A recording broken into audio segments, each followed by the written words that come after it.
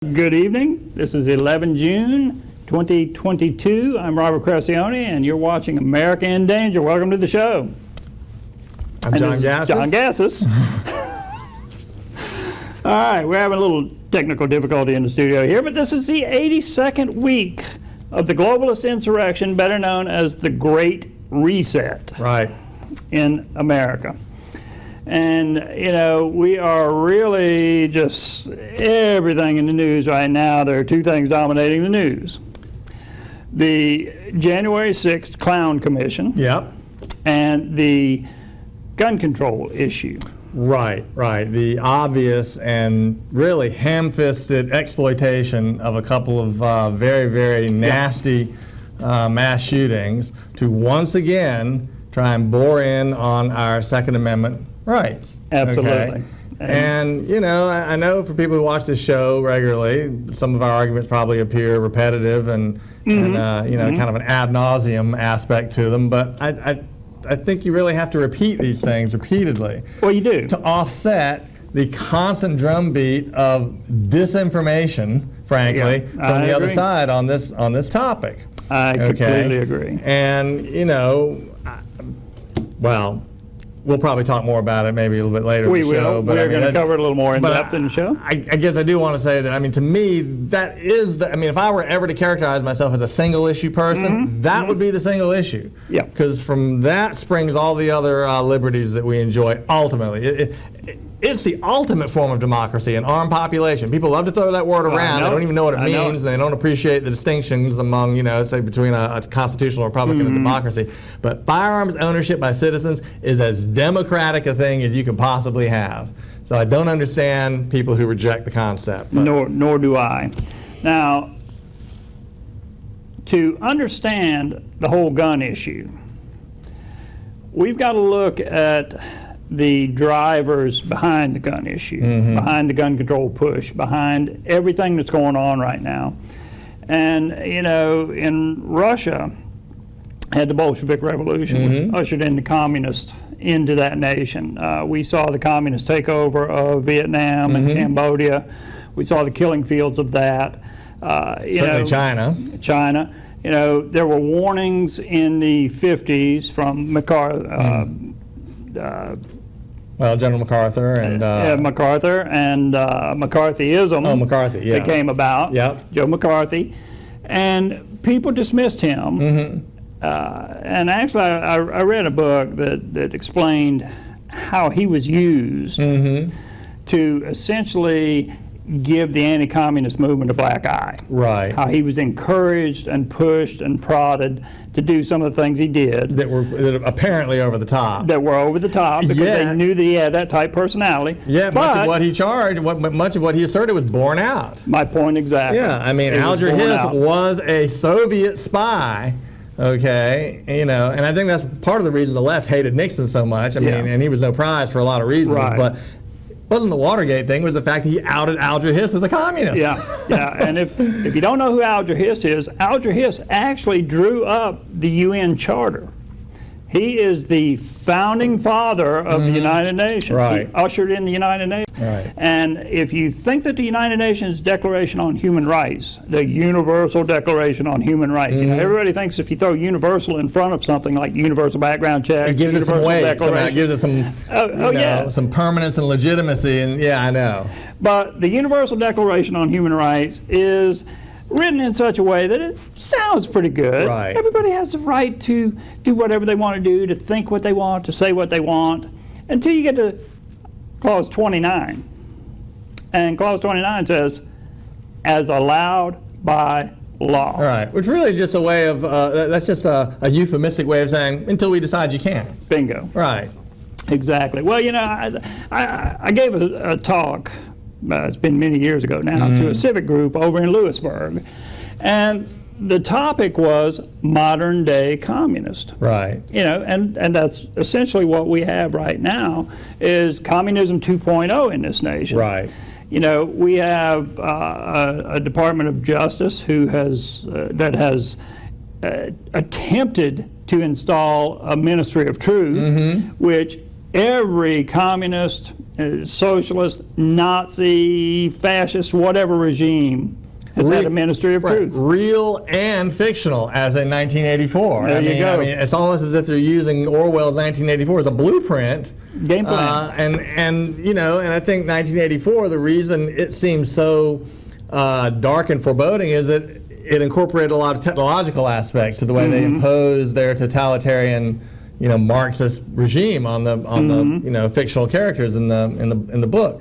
Well, those things are kind of a reality now. They absolutely are. Or at least the technology to implement them as envisioned by these people who I have yet to understand their psychology, why they want to do these things. I have yet to understand the drive for people to want to control everybody else, to control the world, when it's so clear that constitutionally limited government and enlightened self-interest and people acting on behalf of their own interests in voluntary interaction with others produces the best result, the most prosperity, and the most liberty. Why would you not want to embrace that? Yeah. Unless you are megalomaniacal and somehow psychologically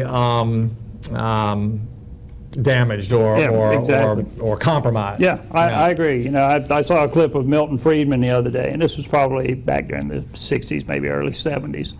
And he was discussing with a college student the aspects of socialism. Of course, this college student was railing on every, you know, catchphrase that the socialists throw out there. Right. And Milton Friedman said, well, you know, if you aim society at equality or equity, you'll never achieve it. Well, of course not, until everybody's in the ground. Till everybody's in the ground. He said, but if you aim society at liberty, he said, you won't achieve utopia. Right. But you're going to achieve the best system for the most people with the most benefit for the greatest number. Right, within the constraints of human nature. Exactly. Which is always a variable that can act in, you know, against the benefits of society.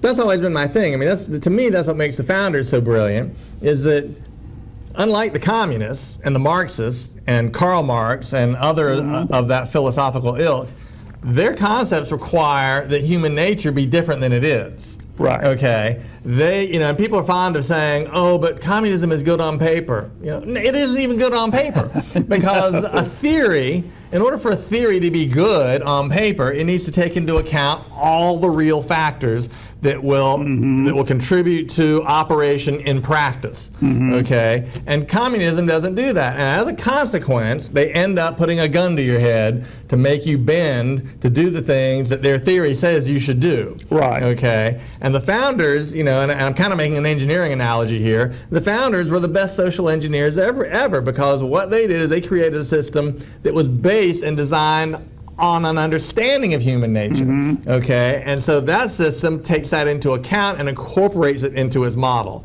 okay? And as a consequence produces the most liberty and the most prosperity, all against the backdrop of some system of morality. I mean, it can't be stated enough. If you know, a moral people who aren't guided, in my opinion, you have to be guided by some form of absolute, you know, I'm not saying there's an absolute truth. Because if you abandon that, then there are no consequences for your behavior other than the local authorities, the temporal authorities that exist on the planet. But so if you can get away with something, and so that throws I mean, morality has no meaning if there's not an absolute truth. That's right. Okay, and we're getting kind of in the weeds and philosophically here, but that is the backdrop on which the founders created the Constitution and created these ideas. Okay, well, all that's kind of been subverted. It has. Okay, so as a consequence, we have mass shootings. All right, but these mass shootings are a classic case of a problem that the left has created, and so now their solution to the problem that they created is disarmament. Right. Okay, of honest, law-abiding citizens and abrogation of all the basic tenets of the Constitution.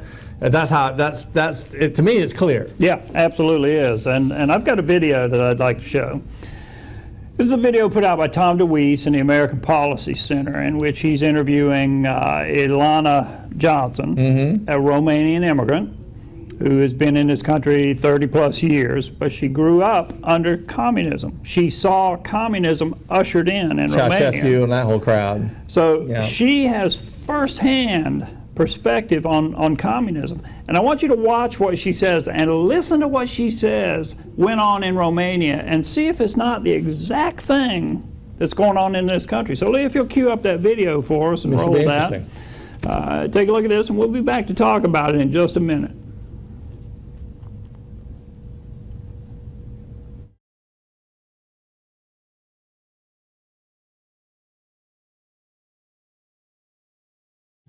Can you tell us, just to start out, can you tell us a little bit about your life as you grew up in Romania when you were young, and what it was like there that you were living under?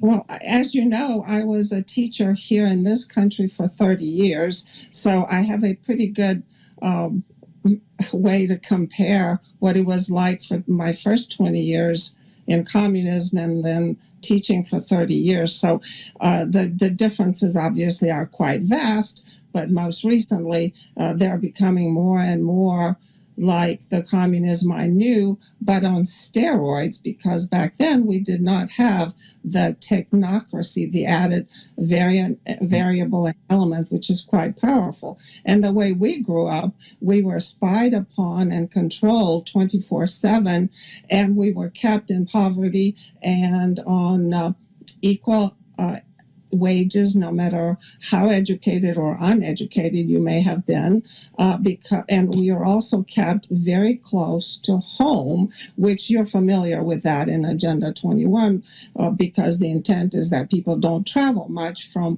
where they work, play, and go to school.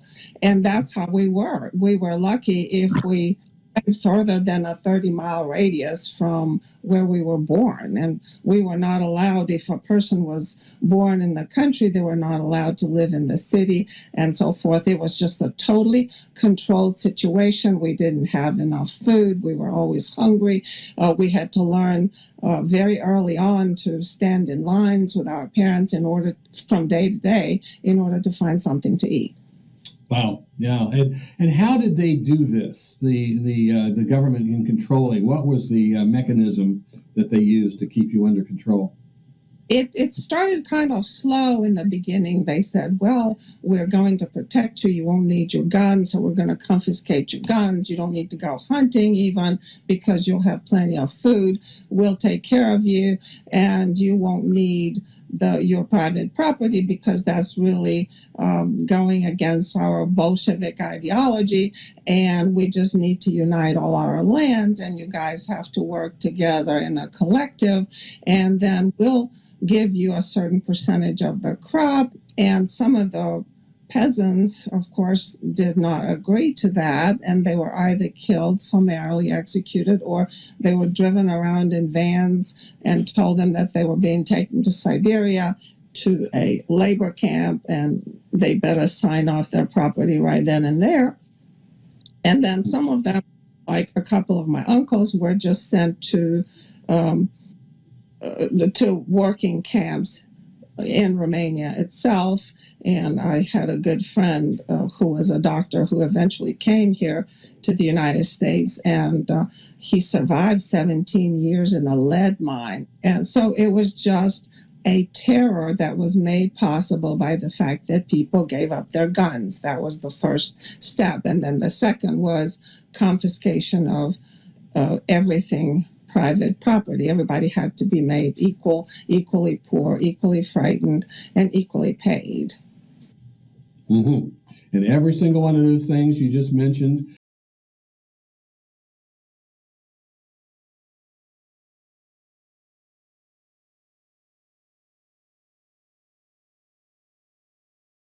Well, I tell you what, there is nothing that she mentioned that is not being attempted today. Right, and really they're kind of overt about it. They're not really even hiding it that much That's at this right. point. That's right. Well, that's what the communists typically do when they feel they're in a position for the coup de grace. They go for the throat. They go for broke. Spied upon 24/7. She said. Right. Well, guess what? Check out your Google timeline. That's right. Whether your phone's on, your location services are on or not, you're being tracked. Right, and I think that's the subtlety. That's one of the things. That's one of the nuances associated with communism 2.0. Mm-hmm. Okay, is that, and really, what communism 2.0 is just fascism 1.0. Right. I mean, exactly. It's really just large corporate interests in bed with the government. Yep. Okay, and that's where we are. That's where we are right now. Communism, fascism, they're all two sides of the same coin. But ultimately, you've got Google and big tech in concert with the government, exercising these objectives vis-a-vis the technology, the spying, and so forth. One of the things she said, which I thought also rang true, she talked about how they kept them poor. Okay. Well, that's exactly what Biden and the Democrat policies are doing. They're purposely trying to impoverish, the middle class in this country to make them more dependent on government. And right now, they're being largely effective. I mean, I just filled up a few minutes ago, and gotta say, I was cursing. $5 a gallon for mid-grade here in Rocky Mount, and it's infuriating. It's the highest the price has ever been in my lifetime. I remember when I started driving, it was 57 cents a gallon, right over here on Sunset Avenue where the Zip Mart used to be. All right. Now, shortly after, it went to $1 a gallon. Right. Now, I'm sure if you did constant dollar adjustment and everything, there probably been I know there have been times when gas prices have been in constant dollars much higher than they are now. But the point is, they're going up, up, up. The reason they've been cheap historically is because technology improved. We have lots of energy in this country, and we had a at least an approximately nominally pro-America posture. Yeah. Even though beneath the surface, a lot of these forces were working. Now we have a group in charge that are overtly anti-American energy independence and anti-American Constitution, anti-American. Exactly. She talked about equal wages. Everybody was given equal wages. Equity. And they all lived in poverty. Right. That's right. That's what equal wages get you. There were travel restrictions, and we saw a test run on travel restrictions during the COVID. Yeah, that's exactly what that was, too. That was a trial balloon, as they say. That was a trial balloon, exactly. They kept them hungry, food shortages. And what did we have Biden tell us the other day? Right, prepare, because food shortages are coming, and there will be food shortages. You know that there are 2.5 million acres in this country that the government is paying farmers not to plant. Right. There's another 1.7 million in wetlands protected property or in the wetlands program that are not being farmed. Now, and other odd things like Bill Gates is now the largest owner of farmland in the country. Yeah, that's interesting. Somehow that didn't smell right. The largest owner of farmland, and he and Warren Buffett also have a permit to build a nuclear reactor in Wyoming. Right. So food, energy. Wow. Yep. I tell you what, and Ileana went on to talk about you didn't need guns because they're going to protect you. Right. You don't need to hunt. You won't even need them for hunting. Right. Because there's going to be plenty of food out there. Which, lest anybody be confused, my objection to gun control has nothing to do with crime, has nothing to do with hunting. It doesn't really even have much to do with self-defense. It has to do with the fact that an armed population acts as a check against tyranny by your own government or others, but mostly by your own government. Well, that's right. Okay, Mao Zedong famously wrote in his little red book, political power grows from the barrel of a gun. What did the founders of this country write? The Second Amendment. That to me, those two facts alone encapsulates the political spectrum. Absolutely. And if you look at Ukraine, all right, what did Ukraine do immediately when Russia invaded? Started handing guns to civilians. They started trying to arm the civilian population. Now, let's turn that on its head a little bit. Suppose Ukraine had a Second Amendment and there were 5 million firearms. Right. Or 10 million or 30 million, however many. In private hands. Based on the population in private hands. Do you think Russia would have invaded? No, and furthermore, I don't think Zelensky would be in charge, and I don't think Ukraine would be the playground for corrupt billionaires and deep state operative types, and it would be a completely different Ukraine. Yeah.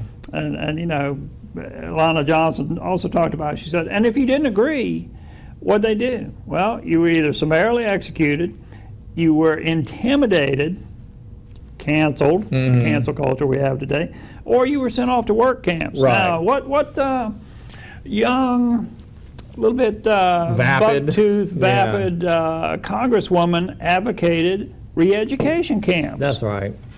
That would be AOC. That's right. So we see, that they are one step from the direct confiscation of property. Right. One step. Yeah, they are, and that's and what I take from these mass shootings. For example, I look at Uvalde. I see a lot of cops standing around, not really wanting to go in there. Why? Because a single 18-year-old with that firearm, while in that particular case, a huge misdirection and a criminal misdirection of the purpose of that firearm. Okay. They didn't want to go in there. No, they didn't. Why? Because they might get shot. That's exactly right. All right, and That's the thing that people don't understand. They love to say, "Oh, what are you going to, you're going to stand off the army?" Well, No. peoples aren't subjugated by tanks and RPGs. They're subjugated by troops and agents kicking in doors and dragging somebody's neighbor out into a truck and driving them off. And that scares everybody else. That's right. But people who are armed will not tolerate that. One of those agents will get shot back. Yeah. Okay. And as a consequence, those things don't ever happen in populations that are armed. That's right. That's exactly right. You remember the Tiananmen Square with the fellow standing in front of the tank. Right. Well, that's because they had no firearms. They have no firearms. They were taken away many years before. And with that, we got to take a little break. When we come back, we're going to get a little more into the gun control hysteria. Right. The emotional hysteria. Which is largely what it is. Largely what it is. So stay tuned for more America in Danger. We'll be right back.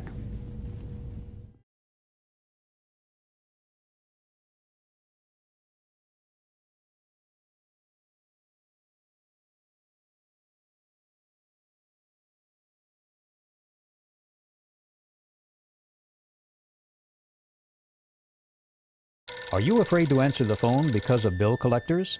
A Chapter 13 plan can help. Chapter 13 allows people with too many bills to work out a debt repayment plan under federal law. It helps you control your debts instead of your debts controlling you. Chapter 13 stops creditors from harassing you and stops repossessions and foreclosures. It allows you to answer the phone again without fear or worry. Call H. Frank Allen, Attorney at Law, a debt relief agency providing bankruptcy relief under the Bankruptcy Code. Safe and secure. These two words are simple yet powerful. In order to feel this way, you should know that you have the tools necessary to provide safety and security for yourself and your loved ones. As with any tools, learning how to properly use them is best learned from experts who we know we can trust. Experts who have a proven track record and a commitment to serve and protect. Enroll now in Sheriff Keystone's North Carolina Concealed Handgun Carry class, taught at the CPF Training Center in Rocky Mount. Sheriff Stone utilizes a first-in-class classroom environment and indoor firing range. This ensures a training experience that is welcoming to both first-time firearm students and those with more experience. An attentive staff that takes time to teach students the legal requirements of becoming a permitted concealed carry citizen. In addition, Sheriff Clee Atkinson teaches students situational awareness, self-defense, and skills needed to avoid becoming a victim. As you know, Sheriff Stone and Sheriff Atkinson have committed their lives to serving and protecting. There is a reason Sheriff Stone and Sheriff Atkinson's class book in advance. Come learn from two of the region's most seasoned and professional public servants. Safety and security, two simple but powerful words that can be a part of who you and your family are. Call 252-813-8898. Register today. Every dad deserves comfort that's just right. And at the Badcock Home Furniture and More Father's Day sale, that's exactly what you'll find. Starting with buy one, get one free recliners. Plus, save hundreds on reclining sofas and sectionals.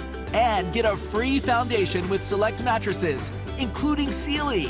Find the styles and savings that are just right for Dad. Only at Badcock Home Furniture and More. Just right.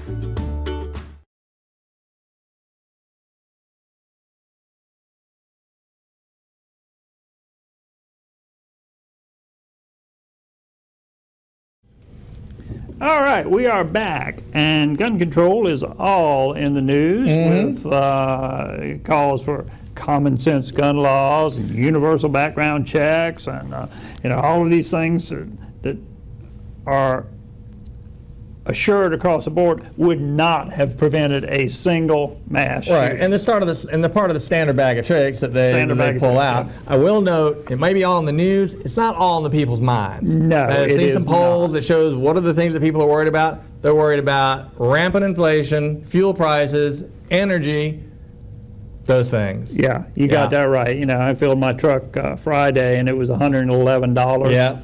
And I don't have a large tank on my truck. I had a few choice words for Joe Biden in that particular instance. I try and refrain from that as much as possible, but there are times when you just, You have to vent. Yeah, like several times a day. Yeah, I tell you what, and all of those things are intentional. Well, that's right. They did not have to be. Yeah, clearly intentional. Stated. I mean, he stated, I'm going to destroy the fossil fuel industry, and I'm going to do this, and I'm going to do that. Yeah. Going to destroy fossil fuels, and all of these high-rolling economists like Janet Yellen and Paul Krugman. Paul Krugman, all of these said, oh, no, we can spend trillions. That's not a problem.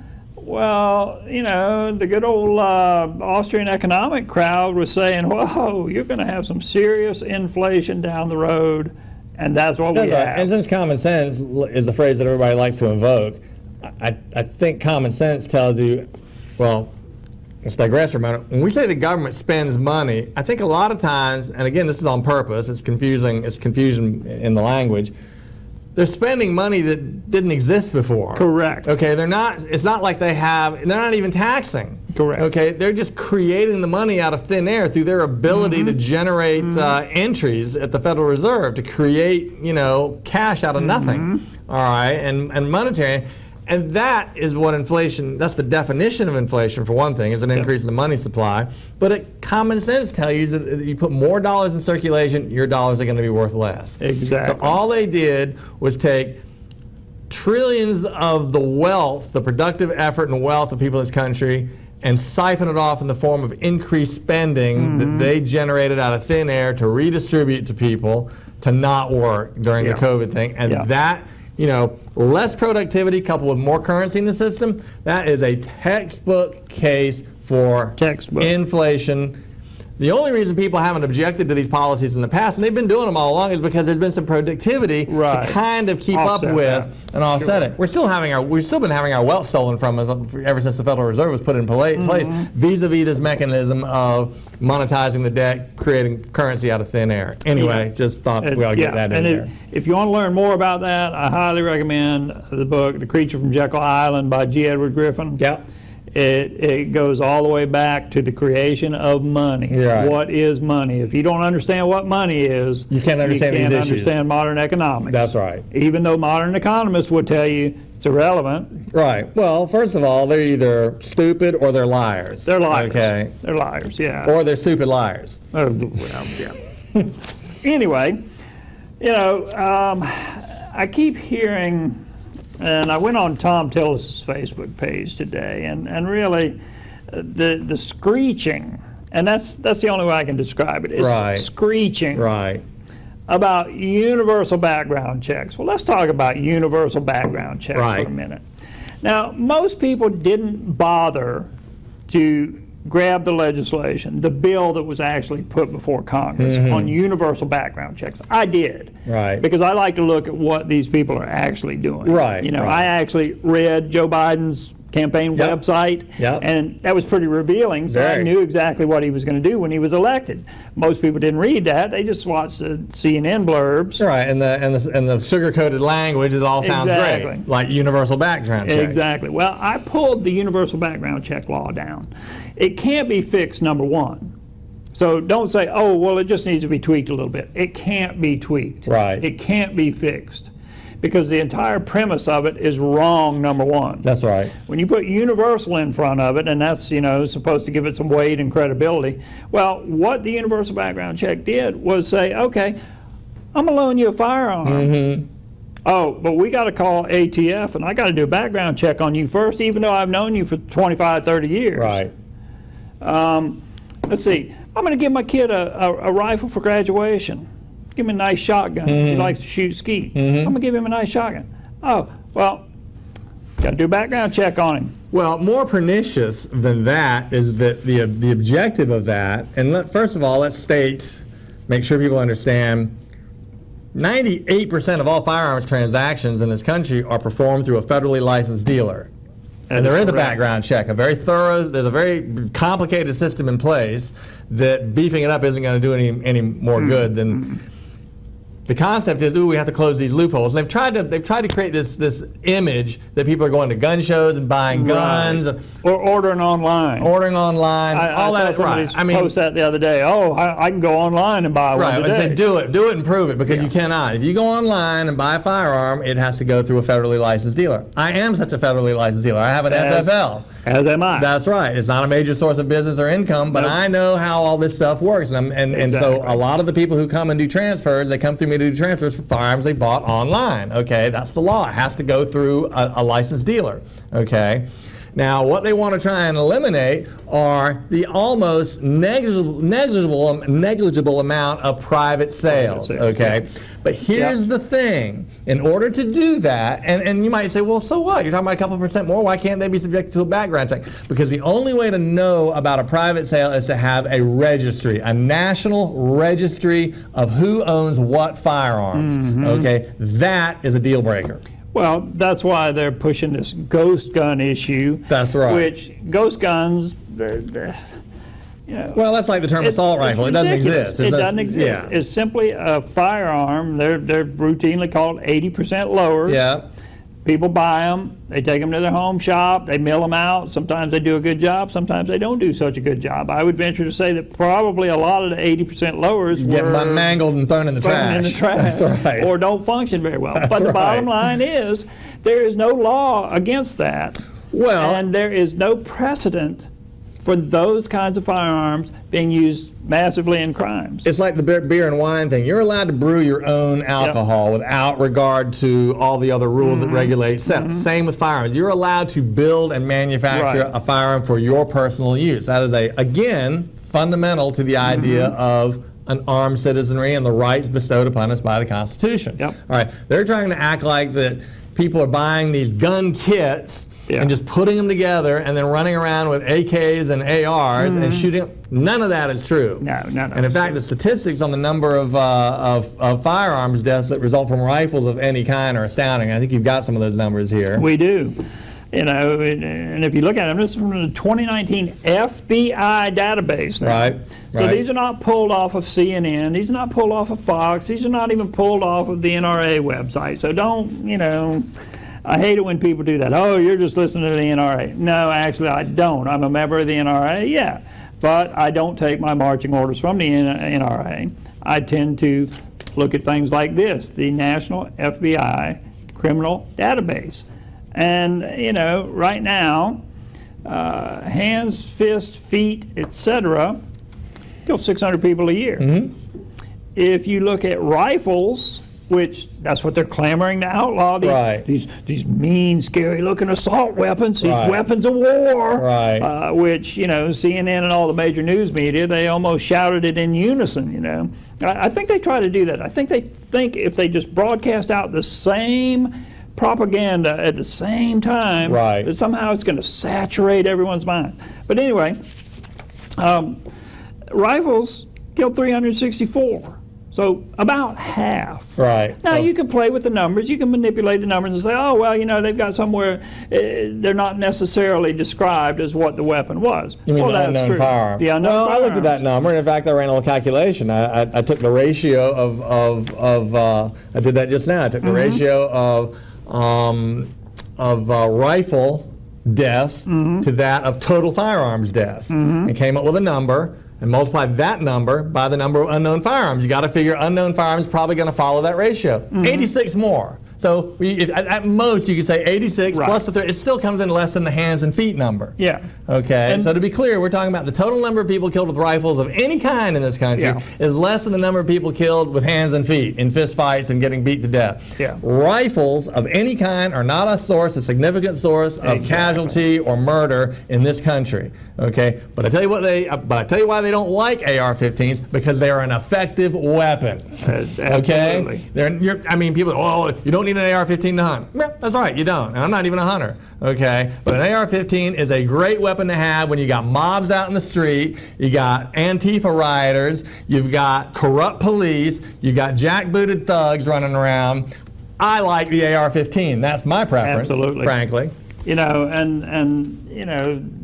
The black community should be a little bit concerned about this. Absolutely. Because the black community has always been the target of restrictive, regressive gun laws. That's right. That's right. You know, the whole pistol permit system in North Carolina was part of the Jim Crow effort to keep the black community pushed down. That's right. To keep them subjugated somewhat. To not let them have firearms. That's right. And that was a major distinction of the difference between a citizen and a slave. Yeah. If a slave was caught with a gun, the owner had the prerogative of putting him to death. Yeah. Okay. Slaves are not allowed to own firearms, people. Yeah. Citizens are.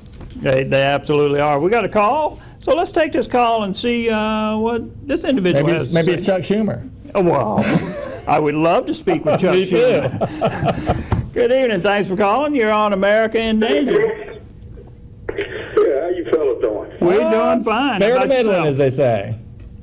You know, the only thing I got to say about this, man, I got about 12 guns. I live alone by myself. In America today, everybody needs a gun. Yep. That is correct. But when you get to talking about black people restricted guns, that don't really bother me neither, because it's just many black people in America that got guns. We ain't going back 100 years.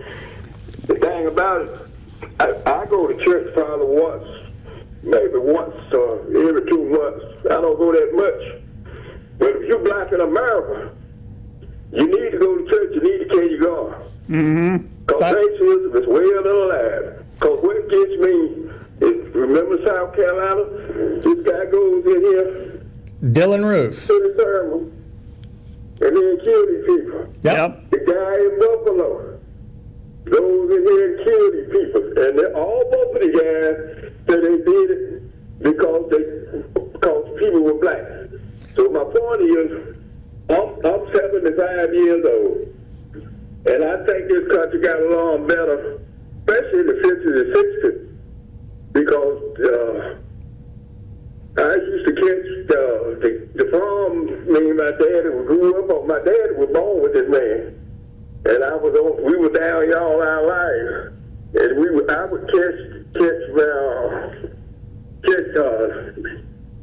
bucket. We call it bucket. Mm-hmm. It was a place that Tom called the Top Dive-In. And we had the black people went in Princeville to a place called Cleo's. He was that, me and my older brother off at Cleo's, go back to the drive-in, and me and my brother, for 2 years before we got a car. You talking about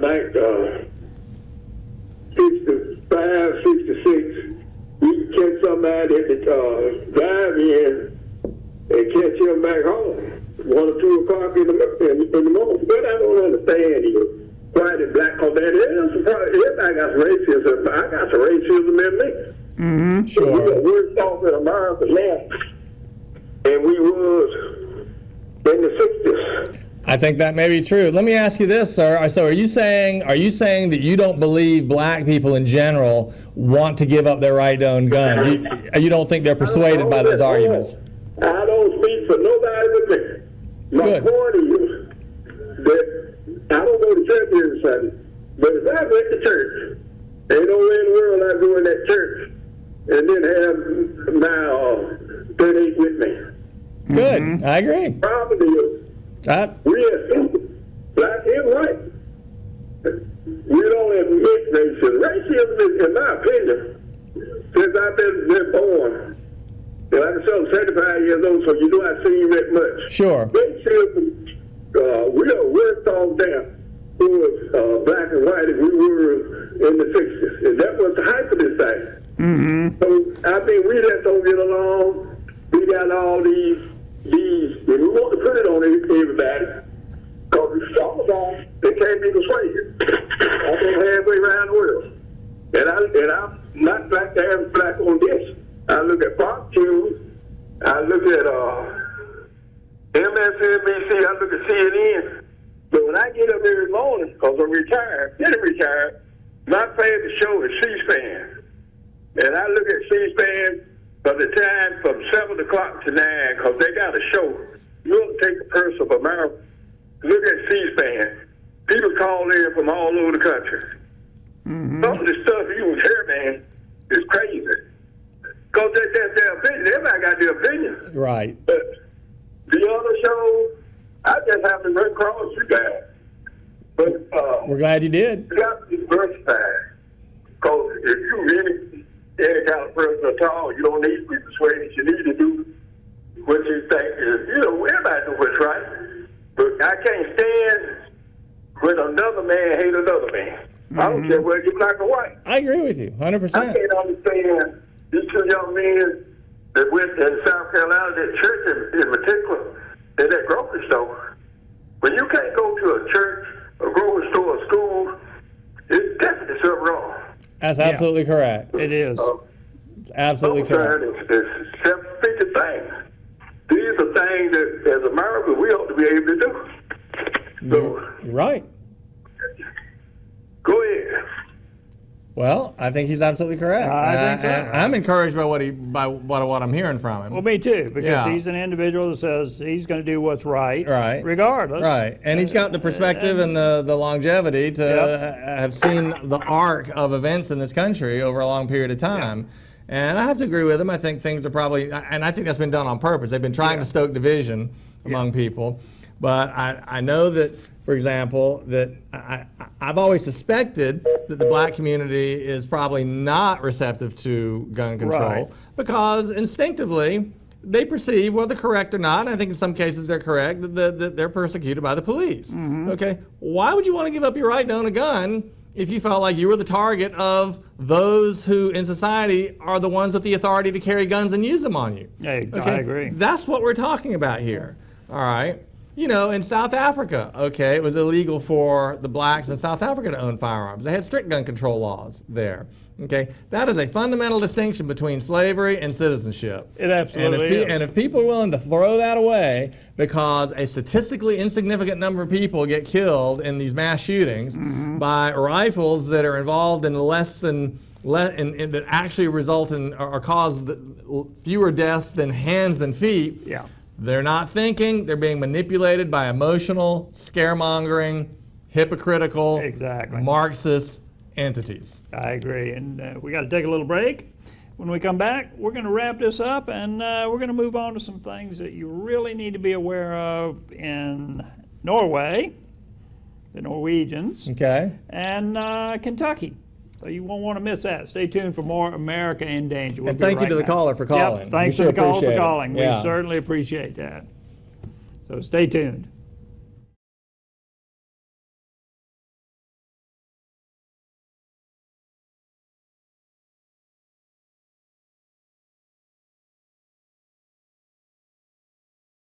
Are you afraid to answer the phone because of bill collectors? A Chapter 13 plan can help. Chapter 13 allows people with too many bills to work out a debt repayment plan under federal law. It helps you control your debts instead of your debts controlling you. Chapter 13 stops creditors from harassing you and stops repossessions and foreclosures. It allows you to answer the phone again without fear or worry. Call H. Frank Allen, Attorney at Law, a debt relief agency providing bankruptcy relief under the Bankruptcy Code. Safe and secure. These two words are simple yet powerful. In order to feel this way, you should know that you have the tools necessary to provide safety and security for yourself and your loved ones. As with any tools, learning how to properly use them is best learned from experts who we know we can trust. Experts who have a proven track record and a commitment to serve and protect. Enroll now in Sheriff Keystone's North Carolina Concealed Handgun Carry class, taught at the CPF Training Center in Rocky Mount. Sheriff Stone utilizes a first-in-class classroom environment and indoor firing range. This ensures a training experience that is welcoming to both first-time firearm students and those with more experience. An attentive staff that takes time to teach students the legal requirements of becoming a permitted concealed carry citizen.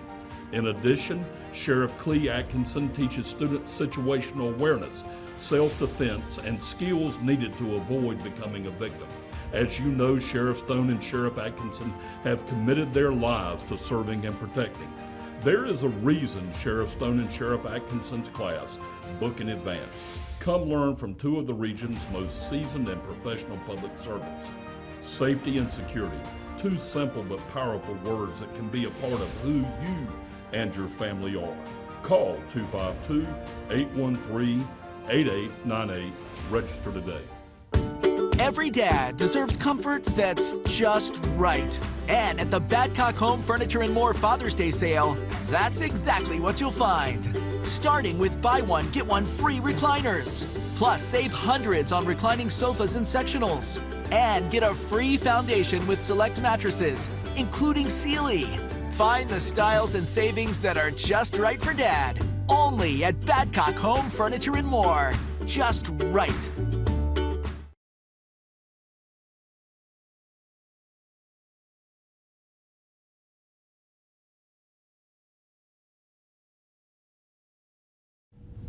All right, we are back. And I thought about something the caller was talking about racism being in everyone. Mm-hmm. And, I think that it's much greater than racism. It's a apprehension or a repulsion from individuals who are different. Sure. In any way. Right. And, as human beings, that's part of human nature. Well, we all kind of tend to gravitate towards our own tribe. I mean, that's the inherent nature of human. Exactly. Yeah. You tend to birds of a feather. Right. And that gets down right on down to things like your choice of car or what beer you like. I mean, you slowly work your way into groups that are more and more like you. But we, as individuals, as a moral society, learn to control those impulses. Right. We learn to look beyond those things, and it's like the big burly bikers. Everybody's a little bit intimidated by them, a little scared of them, but some of those guys are okay. Well, right, and I think really what you're saying, if I'm interpreting correctly, is that heretofore in this country, we've always emphasized the primacy of the individual over everything else. Exactly. Okay. Yeah, everybody has their group affinities. Yeah. And there's nothing wrong with that. I mean, really, people should be allowed to do what they want, and everybody kind of does and associates how they want, and that's free association, and that's fine. Okay. But ultimately, there's nothing more important than the individual. Exactly. Individuals make choices about things, and they make arrangements with other individuals that are in their interests and satisfy their particular desires and needs. And that, I mean, another phrase I like to use, what is really the greatest minority? It's the individual. The individual, okay? exactly. And our society has always emphasized that, and everything the last 50 years and on steroids the last 5 years has been designed to undercut the idea of the individual as a central pillar of societal thinking, as the main reason for organizing your social systems and your government is around the idea of liberty for the individual. And the communists have always divided people into groups. That way they can use one group against another. They can, use one for intimidation, one to scare people, various things. And that's what we see nowadays. Absolutely. We have these radicals out there, and they can always recruit these radicals. I mean, there are no end to radicals and idiots out there. But that's what they do. They try to get groups to identify on common characteristics, and then they pit those groups against and in fact, at the risk of continuing this discussion more and more on the gun thing, but Joy Behar the other day, who, I mean, she's got to be one of the top dumbest people on media. Let me look in the definition look at the definition of dumb. Oh, wait, there's Joy Behar. Right. So she made the argument the other day. She said, well, conservatives and pro-gun people, they aren't going to like it when black people start exercising their rights to own guns.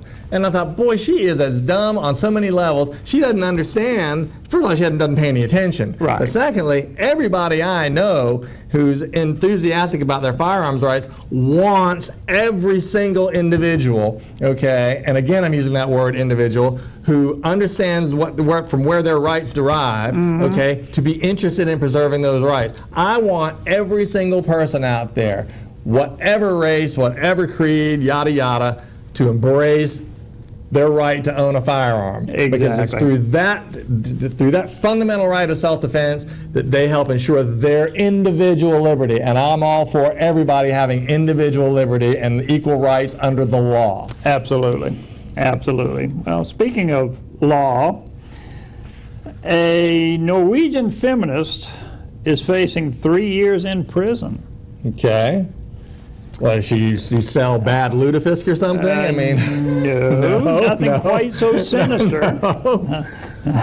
No, she committed the heinous crime of questioning in a tweet why an organization in Norway teaches young people that males now can be lesbians. Right. Well, you know, that used to be a joke. Yeah. Amongst, you know, I've heard that. You know, well, I'm a lesbian. Yeah. I like females. Yeah. You know, I identify. I can't remember where I heard that from. Right. Red Fox or someone like that. Exactly. It goes back. It goes back away. I mean, it's kind of an obvious joke to make. But Christina Ellingson of the global feminist organization, Women's Declaration International, is under investigation by the police for making a claim in a tweet in which she criticized the trans activist group FRI. And she wanted to know why they teach that males can be lesbians. So, what kind of alternate reality is going on in Norway? Well, they, you know, all the Scandinavian countries have made, you know, the sort of equality and equity thing, you know, the whole purpose of their law. I mean, that's the point of everything they do, just about. I mean, they've been off the ledge on this stuff for a long time. Okay, when you get to a point where, you know, stating basic biological reality gets you in jail for 3 years. Yeah, I mean, that's a problem. It's time for some people to... It is. Of course, I suspect, you know, well, guess what? They probably don't have any guns either. No, they don't. They don't. In fact, Norway is very difficult to get a firearm. Right. In Norway. That's right. You know, she also said, if you're a man, you cannot be a mother. Well, that's provocative talk. Really, this woman is inciting just chaos and mayhem. She says to normalize the idea that men can be mothers. Well, she doesn't say this, but they say this. Yeah. The FRI group says to normalize the idea that men can't be mothers, to normalize that idea. Well, wait a minute. I know. It's already normal. I mean, there's no normalization about it. Throughout human history, that's been the standard. And here in the last 5 minutes, men can be mothers, and they're worried about normalizing the prior 1,000-year understanding of human nature and human sexuality. Yeah, they say to normalize the idea that men can be mothers is a definite form of discrimination. Well, can or can't in that sentence? Well, I'm having trouble understanding this whole sentence. To normalize the idea that men can be mothers is a defined form of discrimination against women. Okay, well, that's what she is saying, I think.